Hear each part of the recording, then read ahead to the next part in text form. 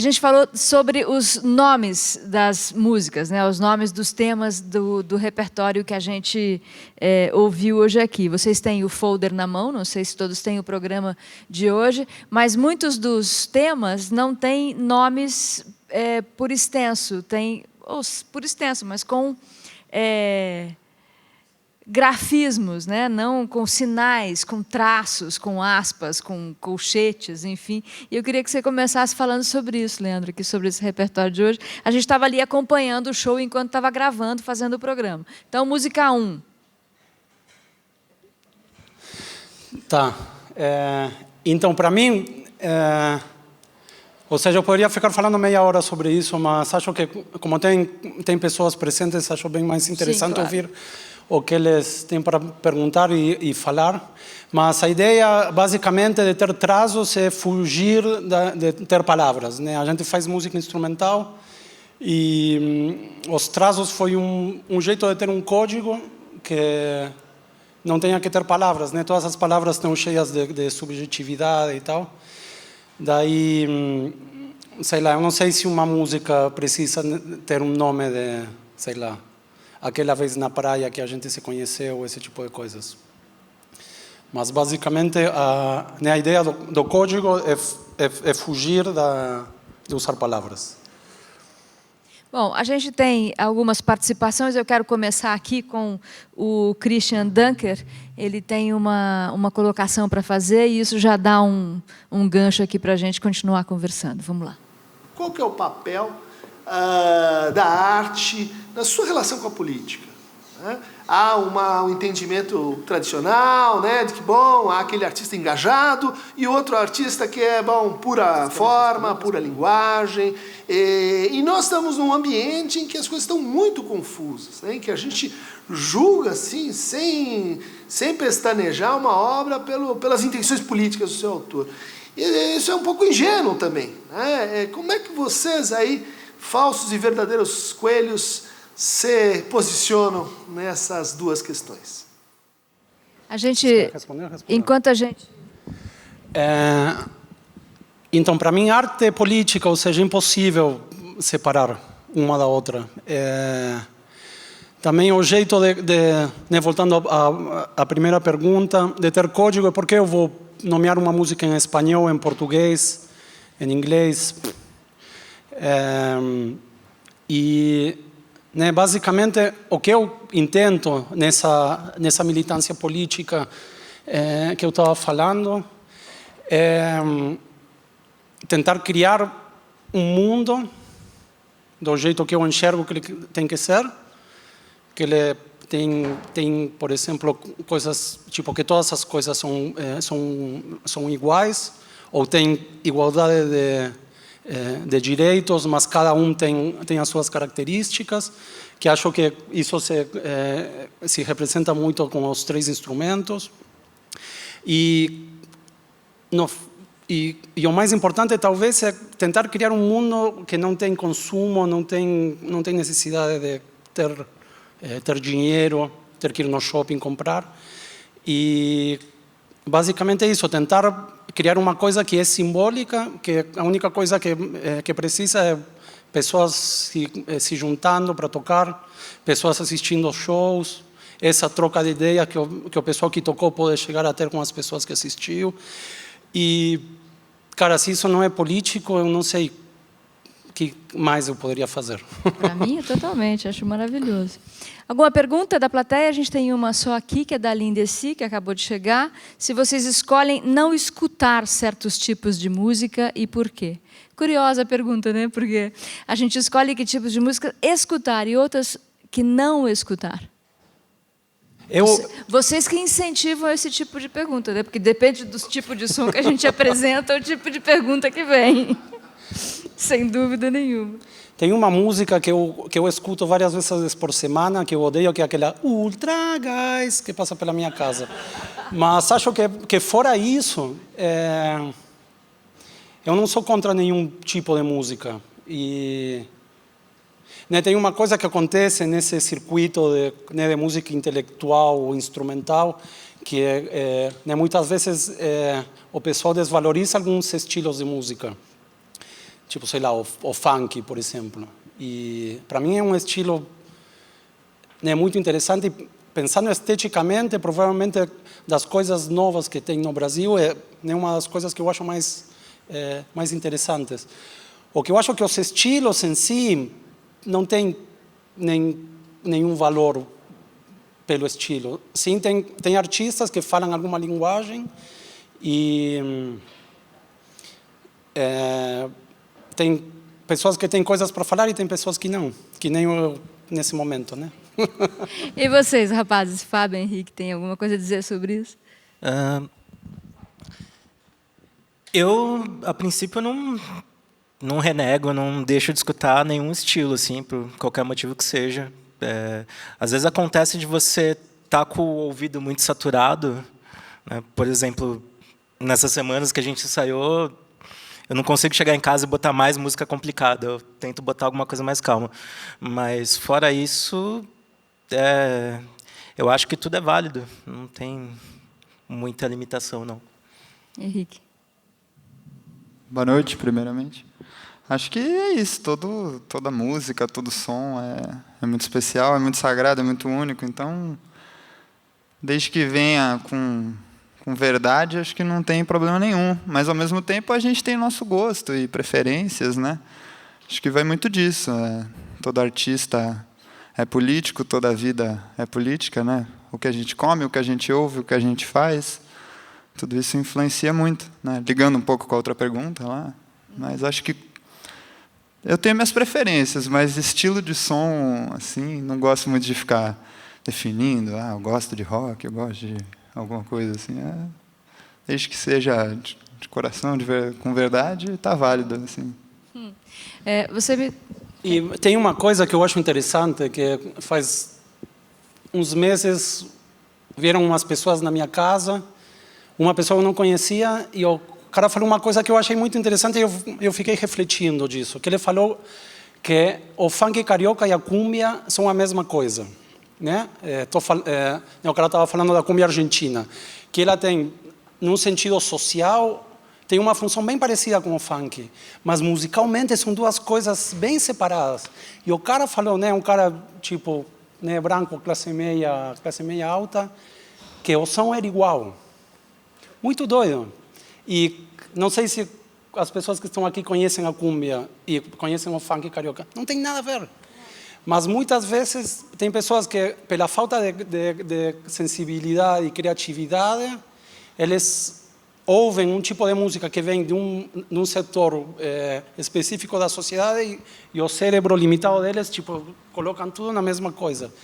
E, cara, o funk carioca, para mim, é muito interessante, ou seja... Você falou uma coisa muito interessante, que é isso, falando anteriormente aqui, dessa coisa da música intelectual, né? A música que vem da academia, a música que é aceita intelectualmente, né? Essa música é mais física, né? O funk é físico e é a expressão de uma comunidade. Portanto, quem somos nós para dizer que aquilo não é bom, né? De jeito nenhum. Né, voltando com a pergunta que você fez antes de quais são os estilos que a gente teve como referência, o tango, para mim, que é uma referência muito forte, foi uma música que faz 100 anos era o funk carioca na Argentina. Ou seja... O samba aqui também.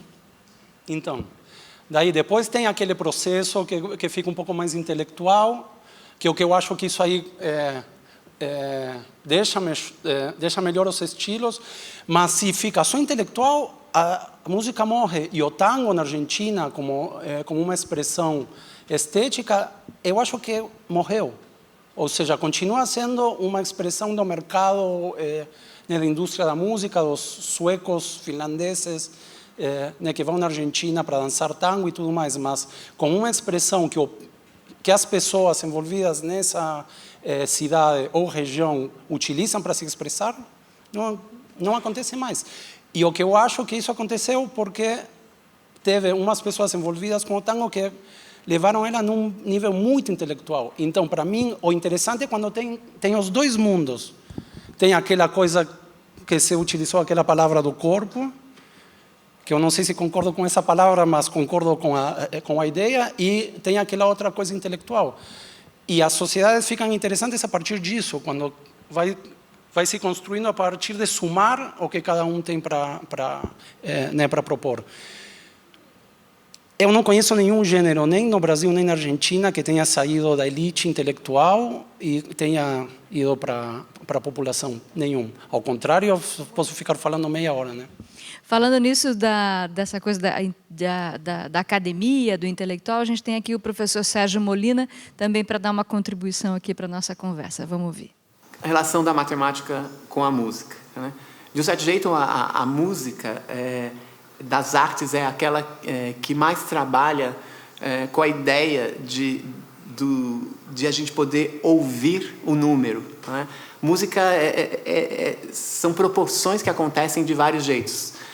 Uma maneira muito fácil de perceber é o ritmo. O ritmo é como se ele dividisse o tempo, que na verdade é algo contínuo, em determinadas proporções, né? Ciclos, compassos que se quebram. A gente sente que uma música quer mexer com o nosso corpo na medida em que ela propõe um pulso, algo que é fixo, e algo que desestabiliza ele, né? A música popular está cheio desses elementos, né? Que são determinadas assimetrias em cima de uma certa regularidade. As notas também são frequências, né? São, na verdade, número de vibrações por tempo. Então, a música seria a maneira de a gente ouvir a matemática. O que vocês acham disso? A música é como ouvir a matemática? Posso responder, sim. Bom, acho que todo mundo concorda. Música também é matemática, né? É várias coisas, mas tem esse elemento que o professor explicou que faz muito... É todo o cerne da música, né? No nosso caso aqui, tudo que a gente faz de ritmo, de compasso, está estabelecido dentro de números e tal. Mas acho que também é interessante pontuar que não é que a gente fique contando as coisas como um metrônomo humano. A gente tenta fazer esses tempos, essas quebradas, de uma forma que tem um certo swing, ou que a gente consiga sentir mais do que ficar 1, 2, 3, 4, 5. E acho que isso é a parte legal da música, né? Você não precisa transformar a coisa de forma mecânica para ela ser mais rica, por exemplo. Em cima de uma batida simples, você pode construir muita coisa refinada, ou pode subdividir, ou pode fazer várias coisas interessantes. E, partindo daí, você também pode gostar mais de matemática a partir da música, pensando essas coisas, por exemplo. Diga. Da mesma forma que não dá para separar arte com política, acho que não dá para separar a matemática com a música. Ou seja, elas são uma coisa. Que tem a ver com isso que eu estava falando antes, é a capacidade do ser humano de se abstrair. E só isso, não sei. Matemática pura é abstração também, né? Bom, mas isso é um outro assunto. Aqui a Kátia pergunta quais as influências de vocês e como acontece o processo criativo, e também se vocês escrevem as músicas, se é possível tocar essas músicas a partir de escritas das partituras. Bom, eu acho que eu só não li umas 2 músicas. Esse cara é muito interessante o trabalho dele nesse sentido de que é rock, todo mundo acha que é um negócio, liga a distorção e se joga, mas ao mesmo tempo tem todo um raciocínio por trás, tem toda uma lógica. E sim, é tudo escrito, está tudo em partitura. E é isso.